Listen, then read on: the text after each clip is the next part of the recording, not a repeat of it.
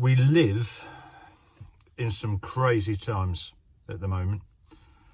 And I just thought I'd share with you some of that craziness and some of the stuff that's going round at the minute and things that I'm hearing and trying to compare it with something. So I'm going to compare it with something that happened quite a few years ago. But the Second World War. Now, we are living in a terrible pandemic at the moment. A pandemic which has caused a lot of discomfort. We have disagreements. We have all people saying that they're trying to do the right thing. Everyone's got an opinion, but no one's got any answers. And on top of that, we have riots. We have people speaking their opinions. And this has all been happening since March. So that's a very short space of time, probably 6 months. And I can see it going till Christmas, possibly the rest of the year, possibly into next year. On top of all that, I hear people saying that they have mental illness, that they are struggling with the present situation, that they are struggling with not having their flexibility, not having their human rights, which is human rights is being able to do, say, when you want to and how you want to. And all these things, mental illness being quite a big part of it, how they're not being able to cope at home, being shut inside, not being able to do the things they want to do, not see their friends, not go out, not socialise. It must be hell. So then I thought, okay, let's have a comparison to this. Whatever people think, make comments. You have your opinion. This is basically just my opinion. And how did people cope in the Second World War? How did people get through that time? We're not talking 6 months. We're not talking a very small space of time. If this goes on, say, for the rest of this year, which it probably will do. If this goes on to next year, which it probably will do, we won't find a vaccine. More lockdowns will probably occur, more people getting frustrated, mental health going through the roof, people complaining that they can't cope, riots, all sorts of things are going to occur, demonstrations, people just kicking off through angry. Why are they angry? Well, I'm struggling to see why they're angry. We have been given a virus. We didn't ask for it, and it's just been landed in our lap. So we're trying to do the best that we can. Sometimes we get it right, sometimes we get it wrong.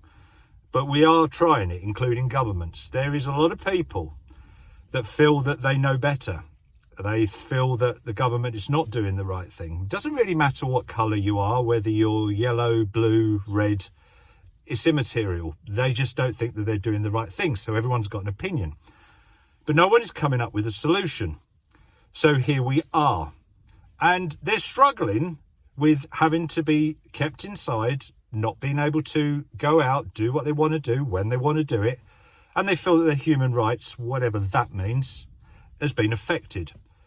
So I thought this comparison with World War II was quite interesting because, as you know, World War II went on for a substantial amount of time. A lot probably longer than what this pandemic is going to go on for. And what's very interesting about that, when they go into their houses at night, when the lockdown occurs, when we can't buy perhaps a dress to go out that night, when we can't actually go out and use the dress, so we can't go to the venue because it's shut down, and we can't drink ourselves silly because all the pubs are shut, and all we can basically do is just use our food, nothing else, nothing more, just basically that. So you think, in World War II, mental illness, I'm sure it was around. And I'm sure there was people struggling with the situation. We had rations. We had where you could only have the amount of food. I don't see that in this particular climate. We had the fear of going in your house. Not like now where all you got is you go in your house and you're not allowed to go out, but you don't have the fear of a siren going off and the possibility that your house might not be there in 20 minutes. You don't have the fear of knowing that wherever you go or whatever you do, you could possibly be shot. You could possibly be bombed. You could possibly lose everything that you've ever worked for or owned purely by an air raid, which comes over ever so often or now and again or every day, but you don't know when it's going to happen. And so you live in all those fear. And on top of all that, you hear the siren, you have to run to the air raid shelters. You have to live in fear until it's over and then you come back out. You have young kids like the people that are going to college now that are pleading with their mental illness. Fuck knows why, but they are. Because they can't cope with life. They can't cope with being shut down. They can't cope with being in little boxes, little houses. You're restricting them to do the things that they want to do. Those same kids that are going to college now, when the siren went, were having to go up into a Spitfire to protect the country. Similar age. Probably went up there and shit their pants. But they still went up. And when they come back down, they didn't go to the sergeant in charge and say, I'm really sorry, I can't go up again because I have mental illness and I can't cope with it. No. There was none of that. There wasn't time to do that. You've got to go straight back up and you've got to defend your country. And people had this togetherness. Why? Well, because we were being attacked. We were being attacked as a country. All colours, all creeds, all walks of life being attacked. So we all stood together and we didn't really have time to have this mental illness or other problems that occurred in life because you're restricted in doing what you normally want to do. And here we are to present day. We're not threatened. We're not being attacked. We're under no duress whatsoever, apart from being told, which in some people's eyes is a human rights restriction to being free and easy, a face mask. And we can't even get that right because some people choose, or they feel that it's not around, COVID doesn't exist, whatever the reason, that they're not going to wear face masks. They don't want to be locked in their houses in the lovely, nice, warm and no threat, having all the food that they want, waiting for this pandemic to get better or to blow over or someone to find a vaccine. Unbelievable how these young people and old struggle with this concept. When 70 plus years ago, we were being attacked and we got up and we rolled our sleeves up and we did the best we could. Luckily for us, the best was good enough and we defeated the enemy. But it could have gone differently. It could have been so much different. But I just wonder, question to people, if we'd have had this generation now of the same people back then that went up in those Spitfires, that protected our land and protected our seas.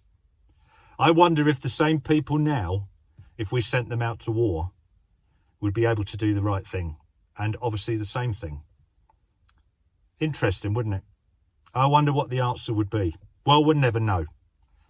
And hopefully we'll never, ever have to know the answer to that question. But I'm just saying, in the present climate, World War II comparison to the pandemic of 2020. And do we live in a pussy state? Are these mental illnesses and people crumbling at the first hurdle just a sign of how we've brought them up? How society is now? How everything is covered in cotton wool? And I just don't know. I don't know if it's the right thing, the wrong thing. But at the end of the day, a lot of the time, life stresses and strains and everything that's thrown at you, like it was in the war, you have to find a way to get over it. You have to find a way to cope with it. You have to not give up at the first hurdle. I hope we come out of this, come out the other side, go for a better life, there is a vaccine sorted, and everything goes back to normal, or as much as it can go back to normal. But I have a funny feeling that it won't go back to normal. There'll still be people around, groups of people that will just want to do what they want to do. There's always been that element of people, which is not getting rid of this disease, this terrible disease, any better. But let's hope there's a conclusion. Let's hope we come to the end of this and we see a brighter future and people join together and we all live together and hopefully we learn from this and we drive on. But I just thought I'd share that with you and see if you made the comparison. But I know which generation that I would prefer if we did have to go to war again.